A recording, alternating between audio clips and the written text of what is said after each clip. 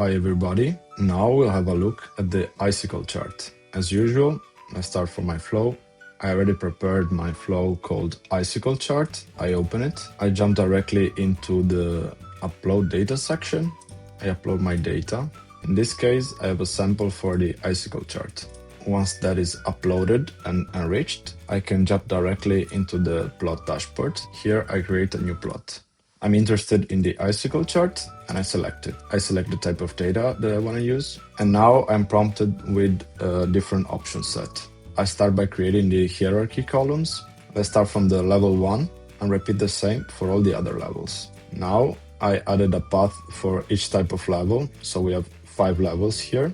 And I can finally select the value column, which is the capacity units. The chart is created, so I jump directly here in the advanced option. I can also color by a specific column. In this case, I want the capacity units. Here it is. Here I can have a much better overview and I create the plot. The plot is created and I can finally see with a much clearer view. Thank you.